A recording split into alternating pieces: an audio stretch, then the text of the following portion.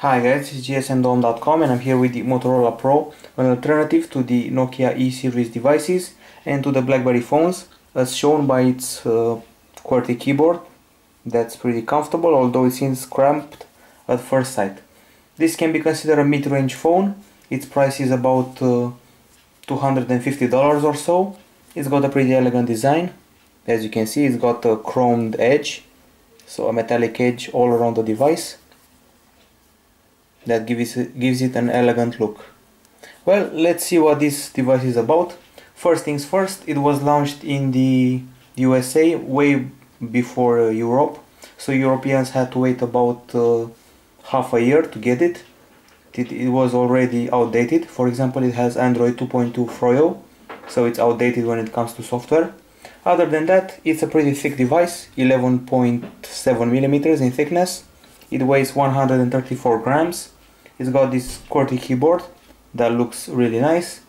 It's got the touchscreen TFT display, 3.1 inch. Resolution is 320 over 480 pixels.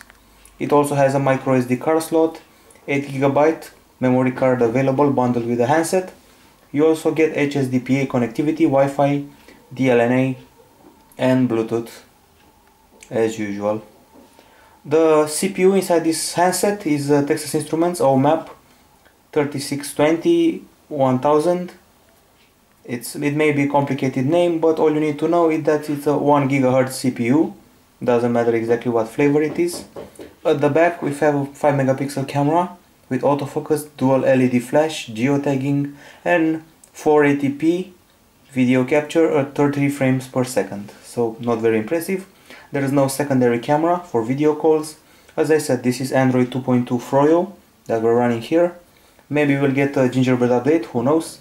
We also have an accelerometer, a compass, GPS, lithium-ion battery, 1420 mAh and about 8 hours of talk time. So that's about all we have when it comes to hardware. Now let's check out the design. Aside from the ring I mentioned, we have this 4-row QWERTY keyboard, a bunch of capacitive buttons below the display that have just light up. They're pretty uncomfortable. Notice how close they are placed to the QWERTY keyboard. So when I say they're uncomfortable, I mean that they're not as responsive as I want them to be. At the lower area we have nothing. On the right side, on the left side we have the volume buttons right here, micro USB port right here. There is also a customizable button on the right. At the top we have the on-off button and the audio jack. At the back, as I said, the 5 megapixel camera and the powerful speaker. Since I mentioned the powerful speaker, let's put it to good use. Let's enter the, as you can see, the customized interface, the Moto Blur UI. So as I said, let's enter the music section and see how powerful this speaker really is. Let's just find it first. Here we are, music.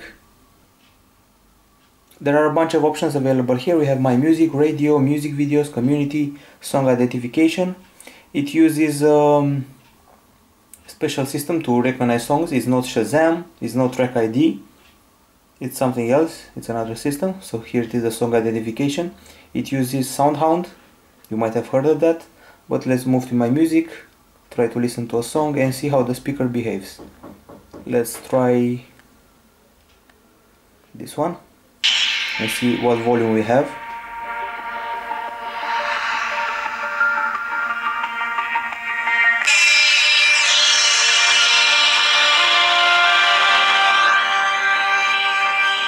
It also tries to search for lyrics.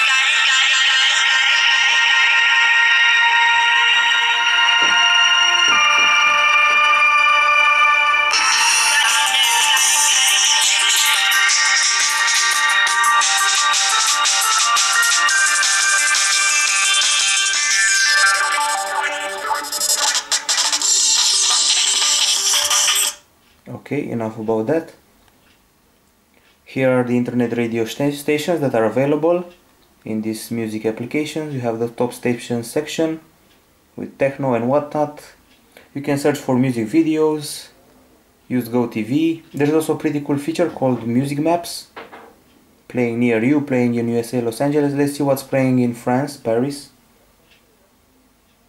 So this is very cool. There's a map, so I can see what people are playing right now. That's a bit of stalking if you ask me, but some people like to call it social networking. Okay, enough with the music section.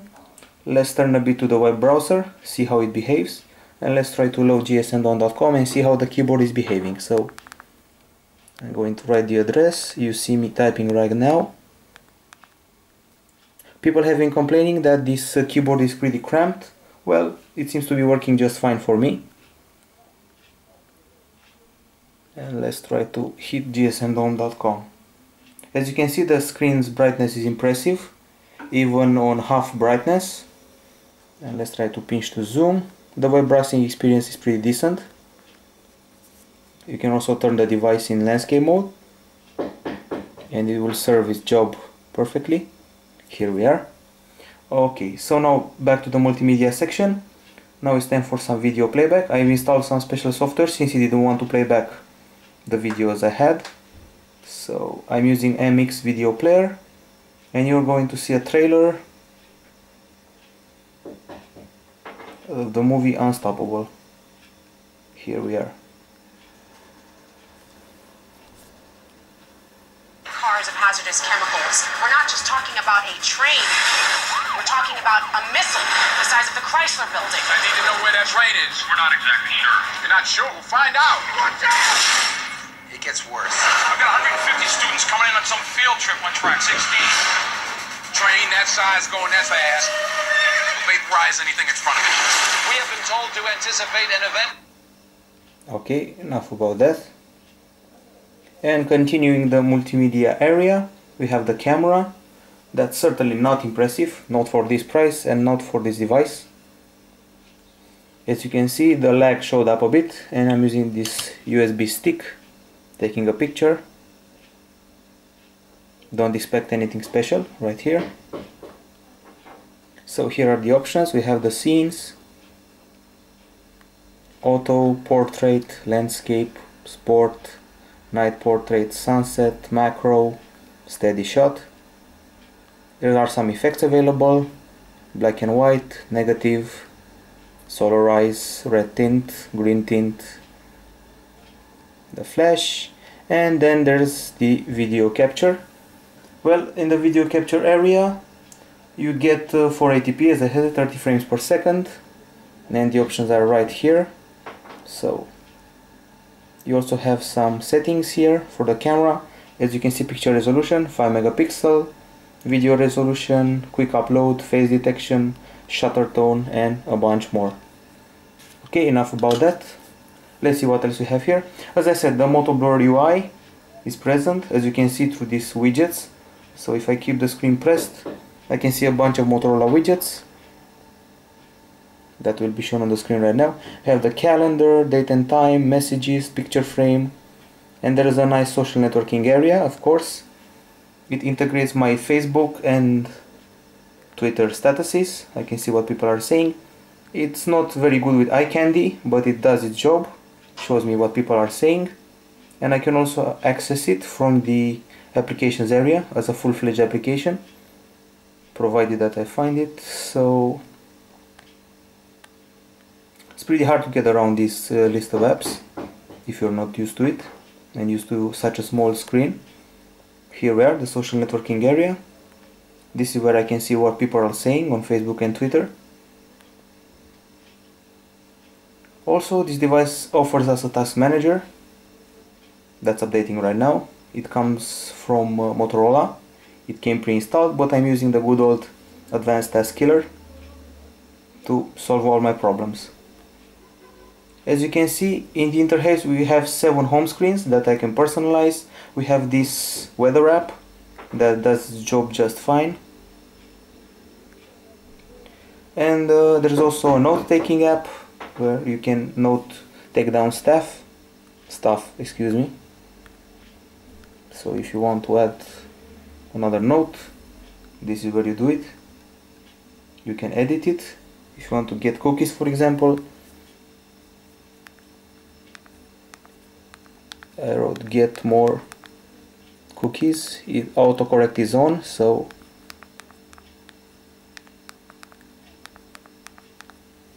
Here we are, get more cookies. As you can see, I'm having a trouble with the capacitive buttons. They're not answering very well.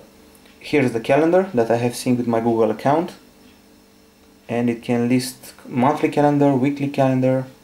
On the monthly calendar you can see that there's the CES 2012 event scheduled and coming up, so that's taken care of. What's nice is that we have an area on this device. It's a unified inbox that I like very much. Let me just find it. Here it is, the messaging area. It unifies my texts, my emails, my Facebook messages and my Twitter messages, which I find to be very cool.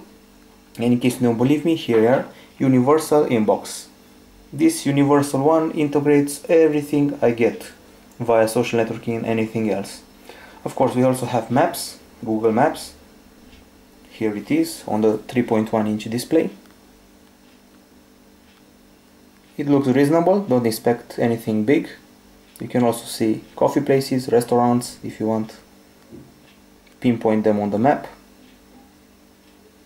Find directions to them.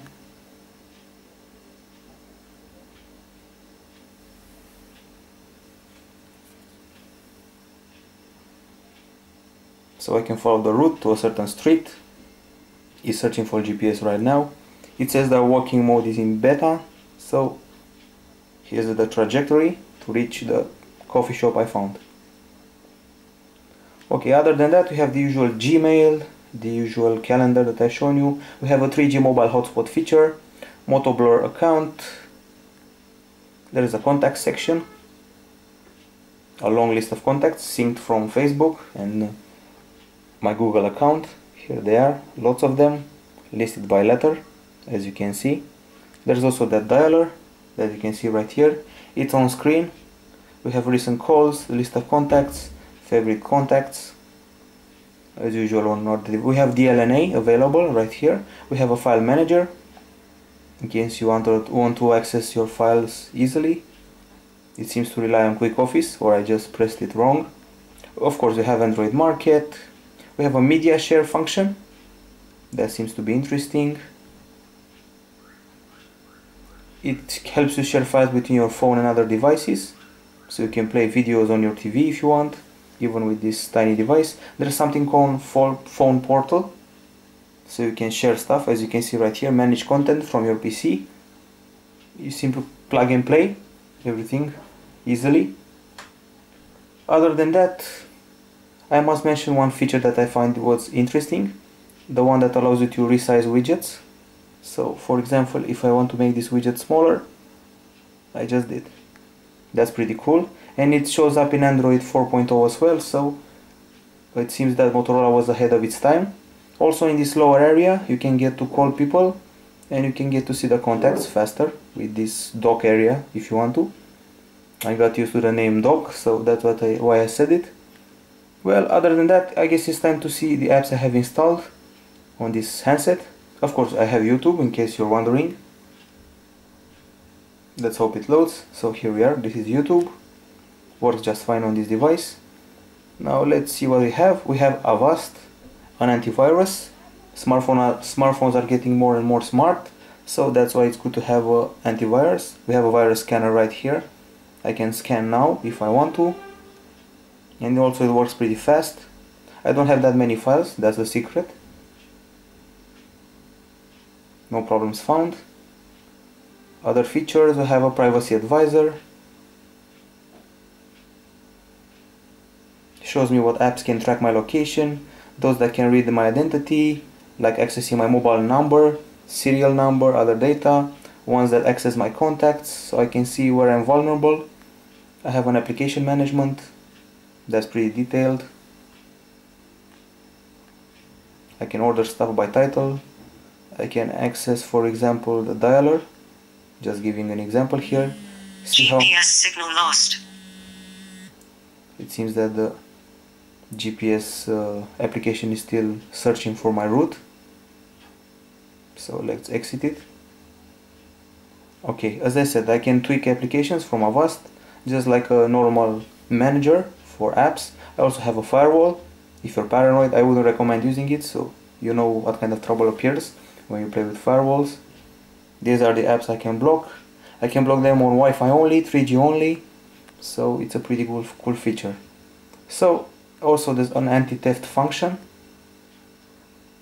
There's a setup to go through, and that's pretty complicated, so you better use an antivirus only if you store important stuff on your phone. If you're a normal phone user, don't worry about it. And now let's switch on to the games. For example, we have a nifty game, pretty sadistic actually. It's called Fruit Shoot. It's all about fruit shooting, but there's a guy standing here with a fruit on his head, and I must aim at the fruit and not hit the guy.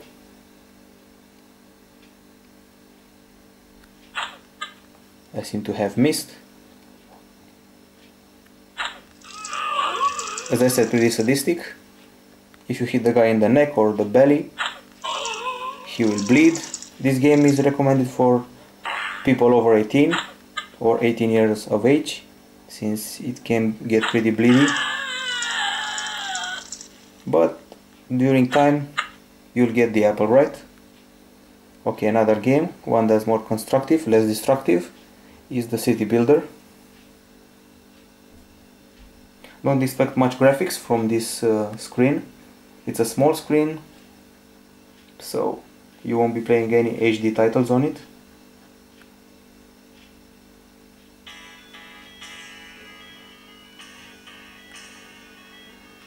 This is a simple game. It's pretty arcade, it's got an arcade feeling. You simply make pieces of a block of buildings land and try to build a block with everything fitting. Second floor, third floor. If one block doesn't fit, everything falls apart. And you have tenants and people coming to live in your block. They may die if you don't place one of these cubes correctly. So the game is simpler than it looks, but you can also screw it up by missing the way you place a block, like this for example, and everything falls apart. Okay, you get the idea.